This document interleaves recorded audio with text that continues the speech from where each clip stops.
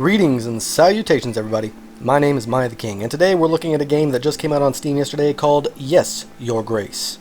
For some reason, this game really speaks to me. Anyway, the Steam store page immediately makes you curious by saying, "These are troubling times, Your Grace. The petitioner's petty matters exceed our limited resources, to say nothing of the war. A careful balance must be struck. Your throne awaits." Now, doesn't that just sound enthralling? This game was developed by Brave at Night and published by No More Robots. These are the same developers who brought us Not Tonight, the pixelated game where you play as a bouncer checking IDs at the door to the clubs. Jacksepticeye plays this game. Go check it out and you'll see what I'm talking about. I also very much enjoyed that game, so I was very much looking forward to this game as well. But before we go any further, however, I would like to humbly ask you to support my small channel by just a couple of clicks. All you need to do is take 5 seconds and click on the like button and the subscribe button. It would help me out a lot and not hinder you in any way. Now, if you'd like to be hindered in any way, shape, or form, you gotta hit that bell. And if you'd like to discuss the game with me, then please leave me a comment. Thank you. Okay then, so, where do I begin with this game? Okay, so you play as a king. He has a wife and 3 daughters. He rules his small kingdom in pretty much any way that you, as the player, see fit. This game literally puts you in the place of a king and then plops you down on a throne and lets you take the reins. The kingdom is yours to shape and rule in any way you see fit. The story is pretty simple. Hell, the idea is pretty simple. I mean, there have been other games where you just play as a king who makes decisions. But anyway, a long ago promise being unfulfilled, war erupting, needing to find allies and supplies to fight off the enemy. That's about it. So far, the story isn't anything worthwhile. It's something that's been done before in movies, TV, and other games, so I'm not going to go singing its praises there. But I must say, this game is turning into exactly what I had hoped it would. I'm enjoying myself immensely while playing this, and found I had to drag myself away from it to write this script so I could get this video out to you guys as soon as possible. But let's do as we always do and go on with the good and the bad. The good. The game is very intricate. There are so many things here for you to do, it blew my mind. You can travel around your castle, speak to various people, you can make policies, you can make or lose allies with various lords, you can adjust how your kingdom is run, you can listen to the petitions of your people, arrange marriages with your daughters and other princes or kings. I mean, the list goes on with all the kingly things you can do. The game's sound is pretty good too. I'm gonna be honest, I wasn't expecting much in terms of music or sound effects for a pixelated game like this. However, I was pleasantly surprised as all the sounds are pretty spot on. They aren't the best I've ever heard, but you know, they're still pretty damn good and fit the setting. And I love the music. It's perfectly thematic. The freedom. I'm glad this game isn't a scripted game. Well, I mean, it kind of is with its overall plot, but you know, getting there is all up to you. Getting through that plot, totally up to you. I mean, do you agree to marry off your daughter for an army, or do you decline? Do you choose to help this ally with a trade deal for his troops, or do you help his rival for supplies? Do you teach your daughter how to use a sword, or do you discourage her? I mean, it's crazy how many things you get to influence and change around you. Now, at the time of this script writing, I've actually played the game for a lot longer. I originally wrote this when I was at about an hour and a half, but I've actually played it a lot more since then.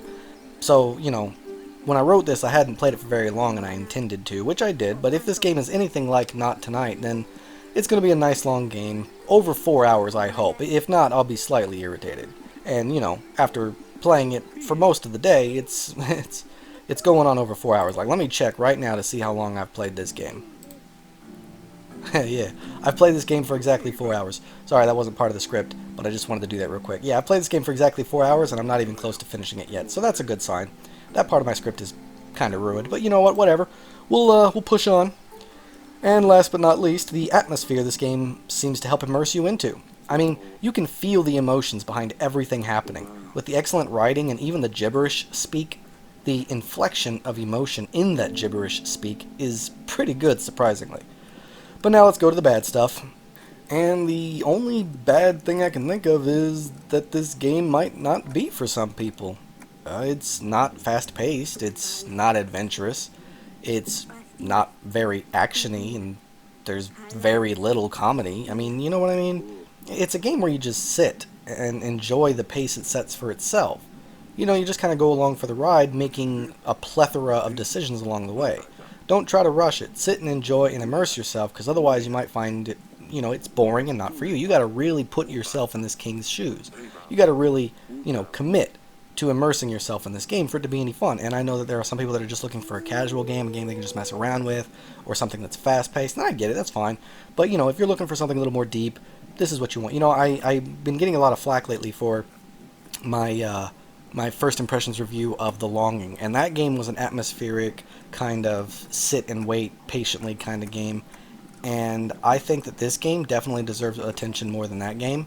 Because even though this game also has you sitting around and, kind of just watching the screen and enjoying the atmosphere, at least there's tons of stuff for you to do in between the big moments. You know what I'm saying? But that's not a conversation for here nor there. I don't want to start picking fights with people. That's the last thing I want. But that's the only bad thing that I've got, really, is the fact that for some people it just might be for them. I mean, if you're not into strategy, simulation, or casual games, this probably isn't going to be for you. But overall, I think the game is great. I mean, if this isn't your typical type of genre, then maybe wait for a discount. But, if this is, you got to get this. You got to buy this. You got to play it. If you liked Papers, Please, if you liked Not Tonight, you're going to like this game. Pixelated, deep, open, and free. What's more to want from a game like this? It's a kingdom simulator with your own branching choices. Want to roleplay as a king? Then this is a perfect game for you.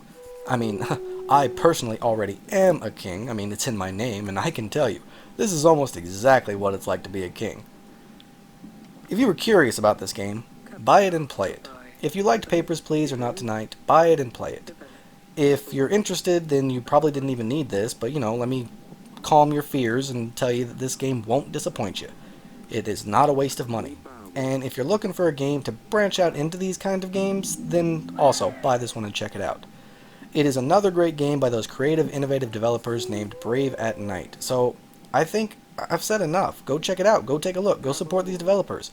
So far, with this game and their last one, they haven't disappointed. And I can't wait to finish this game, and I can't wait to see what the next new creative idea is that they come up with. These are the type of games that we should be supporting. The types of games we should be getting. Games with new ideas, with different points of views, with quality, and all executed appropriately for what they're trying to do. Think about your audience. I see a lot of game devs who make a game with an idea in mind, and they just go, this is the idea. And the players are going to have to conform to it. It's kind of like what Fallout 76 did and how they expected the players to build and shape the world around them. But the problem is the players aren't going to do what the game developers want. So you have to make a game that the players want, not something to fulfill your own idea. It's only going to market to a small fan base, where if you made a game that's more open, more broad, you're going to get a much bigger fan base, and maybe somewhere in there you can get your idea, your dream, your picture, painted up there. But if you're just going to stick to your idea and damn the consequences, I mean, there was that military game I played a few months ago, the one that's like super realistic. I can't remember the name of it. But, that game, basically you're going to play the way we want you to play, or you're not going to do very well. And I don't see that game becoming all too popular in the future because of stuff like that. But you know what? This is all in my personal opinion. I've been wrong before. And you know what? In a lot of these ways, I hope I am wrong, because some of these games, they seem like they got really good ideas. The Longing seemed like it was a really good idea, just executed poorly. And that military game I was talking about, a really good idea, but executed poorly. I think that maybe if these developers can take the experience they learned, take the criticism from these games, and then use that idea, but use the criticism to make an even better version of that game, they'd get a lot better feedback. I don't have to give this game a rating, because I'm not doing a deep dive review, but if I had to give it a rating based only on my few hours of gameplay, it's a 7 out of 10. Maybe even an 8 out of 10. It's a good game, almost bordering on a great game, period. No ifs, ands, or buts. I mean, as I played longer into the game, I got more and more enthralled. I was more and more interested, more immersed, more addicted. I wanted to keep going. I didn't want to stop playing. That's a good sign. That is a great sign for a video game. So, that's my opinion. That's what I gotta say. That's all I got. I think the game is great. I think it's worth it. And if you're even slightly interested, if you're even slightly curious, I think you should pick it up. You should play it. I also think you should find Not Tonight and check that one out as well. Because these developers really have a unique way of taking a pixelated game with a unique idea and turning it into something really fun, immersive, and addictive. So thank you all so much for tuning in and watching my video.